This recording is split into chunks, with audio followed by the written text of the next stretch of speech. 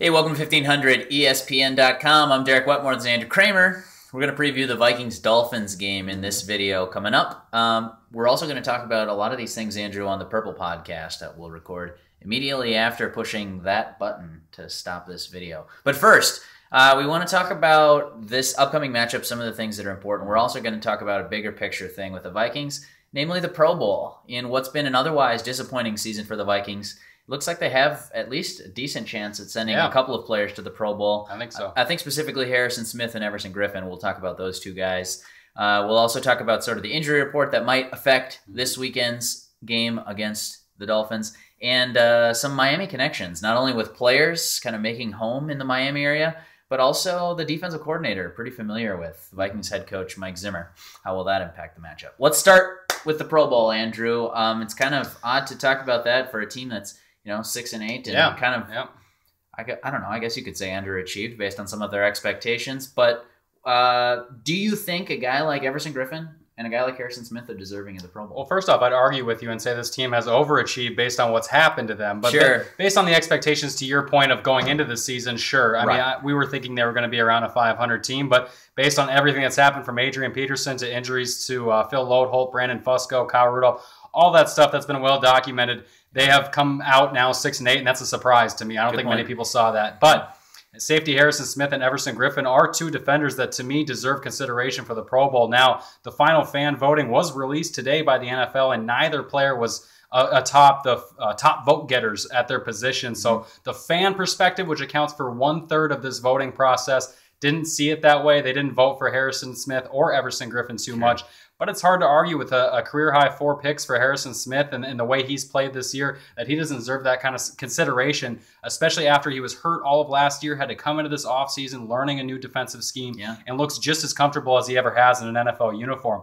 Now with Everson Griffen, I believe he also deserves that kind of consideration, even though he's going up against names that now we're not doing conference lines anymore. So he's going up against J.J. Watt, Cameron Wake, all those other great defensive ends. You have to now consider the AFC side of things, not just the NFC side of things. But I still think he deserves that consideration specifically because he's been able to put up the kind of numbers he has. I believe he's still at 12 sacks.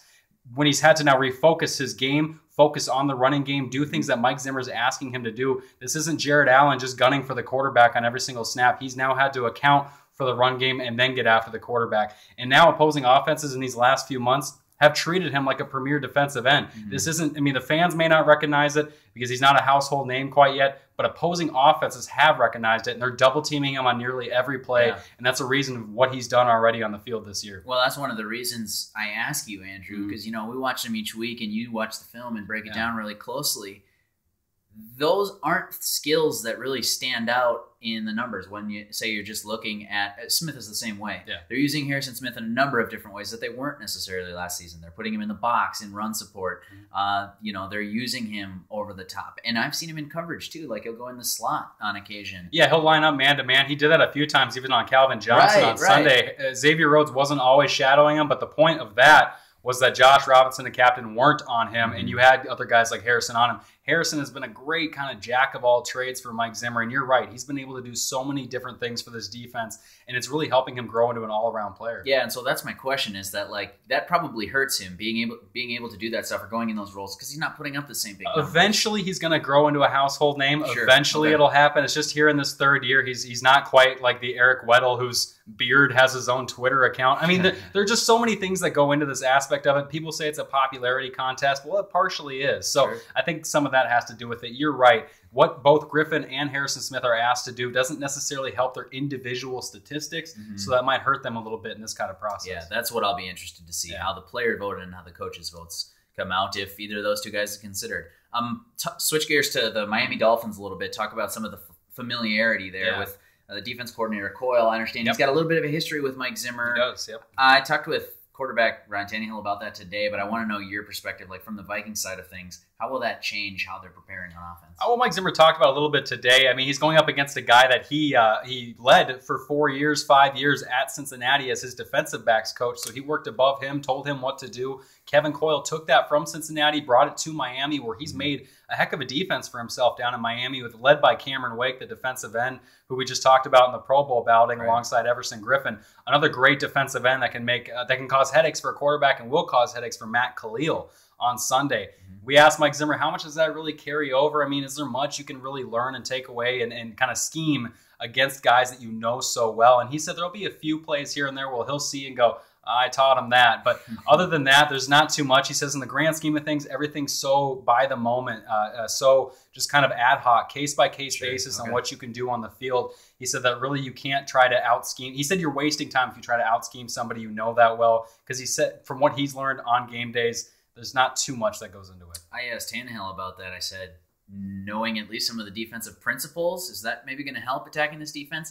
And he said that it was. He said going up against the team, whether it's a scout team if they're running their own stuff, or in OTAs, training camp, that kind of stuff. He said he'll be familiar with some of the looks, but I think kind of reading between the lines from the quote, like defenses are so multiple today, especially a defense like Mike Zimmer's, you're not necessarily going to see something and be like, oh, this is what they're going to run. That was kind of Mike Zimmer's point too, in dealing with and what he's telling Norv Turner this week about Kevin Coyle's defense. There's just not so much you can do because Kevin's defense out in Miami, just like Mike's, like you said, is so multifaceted in terms of what they try to show, and the personnel dictates what they do. I mean, they don't have the same personnel here that they do there, vice versa. Because of that, you can't do some of the same things. You might not be able to put, they have Brent Grimes, but they might not feel comfortable having him shadow a receiver like Chris or Charles Johnson or somebody on the Vikings. So it really just depends on who you have. Quickly here before we wrap up and do the Purple Podcast, injuries that could hurt the Vikings this Sunday. Yeah, they were without 5 starters on Wednesday. Kyle Rudolph, Robert Blanton, Charlie Johnson, Anthony Barr, and there was one other one. There you go, Robert Blanton. You said Blanton, Rudolph, Floyd? Rudolph, Floyd. Shree Floyd did return to practice today. There was another guy in there that's not practicing. But point is that there's a few that Mike Zimmer... Let's check it here. Yeah, we'll check it right there. But there's a few that Mike Zimmer feels comfortable with. We'll see if Anthony Barr can get out on the field. Linval Joseph was out sick today. That's another one. In-show plan. Hey, man, we're doing this on the fly here. But Linval Joseph was sick, though. This is something that popped up in illness. I don't think that'll hold him back. Anthony Barr is the one I'm keeping an eye on. He's sat out a few weeks now with a knee injury, and there's only 2 weeks left. So if they didn't feel comfortable about him coming back, he'd be on IR. So the fact that he's still active means that he might be coming back this week, so we'll keep an eye on him. We'll watch for that. Thanks for coming to 1500ESPN.com. For Andrew Kramer, I'm Derek Wetmore. Check out the Purple Podcast. We'll catch you next time.